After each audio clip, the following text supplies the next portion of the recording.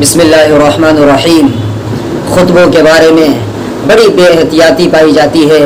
چاہے وہ عید کا خطبہ ہو، چاہے بقرعید کا خطبہ ہو، چاہے جمعے کی نماز کا خطبہ ہو، چاہے نکاح کا خطبہ ہو۔ ہم ایسے اعمال اور ایسے افعال ان خطبوں کے دوران کرتے ہیں جن کے بارے میں پیارے نبی صلی اللہ علیہ وسلم نے منع فرمایا ہے۔ پیارے نبی صلی اللہ علیہ وسلم نے جمعے کے خطبے کے بارے میں فرمایا کہ من مس الحصا فقد لغا، جس نے کنکری کو بھی ٹچ کیا، کنکری کو بھی چھوا، گویا کہ اس نے لغو کام کیا، بیکار کام کیا، بیہودہ کام کیا۔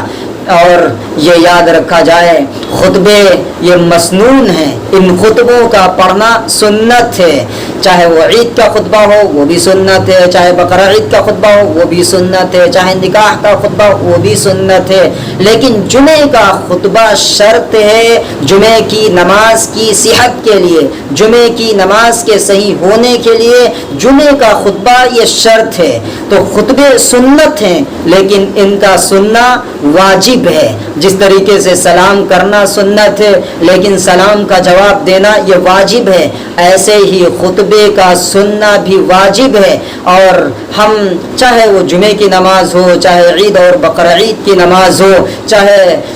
خطبہ نکاح کے دوران کی بات ہو، ہم ایسے اعمال کرتے ہیں کہ خدا کی پناہ خطبہ نکاح میں تو اتنے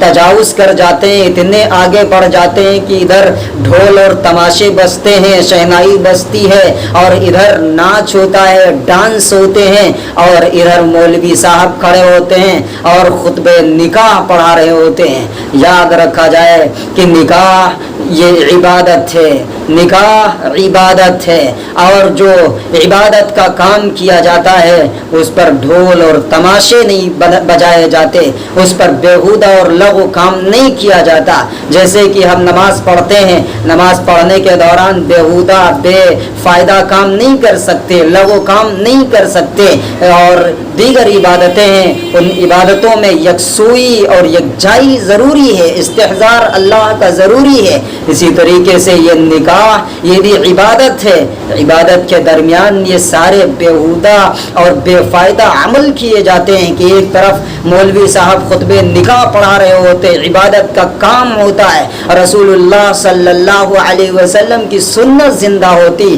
اور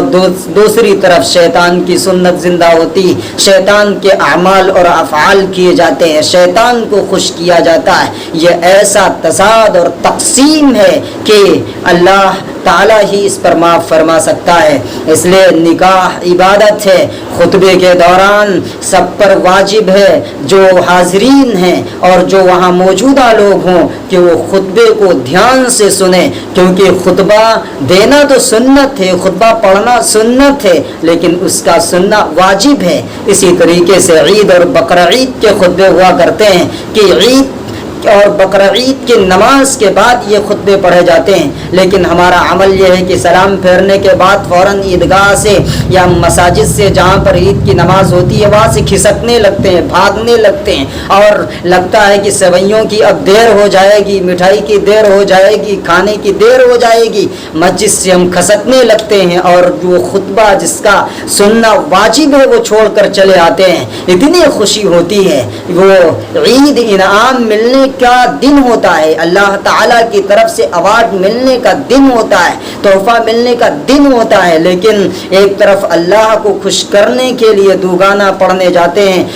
عیدگاہ میں یا مساجد میں جہاں پر عید اور بقرعید کی نماز ہوتی ہے، لیکن ہم اس ساتھ میں گناہ کر کے بھی آتے ہیں، وہ خطبہ جو سننا واجب ہے چھوڑ کر چلے آتے ہیں۔ اور اسی طریقے سے جمعے کا خطبہ ہے کہ جب وہ پڑھا جاتا ہے تو ہم ایسے بیہودہ اور بیکار اور بے فائدہ کام کر بیٹھتے ہیں، کبھی کسی کو مار دیتے ہیں، کبھی پیٹتے ہیں، کبھی کسی پر ہنستے ہیں۔ اتنی اہمیت ہے خطبے کی کہ ان خطبوں کے دوران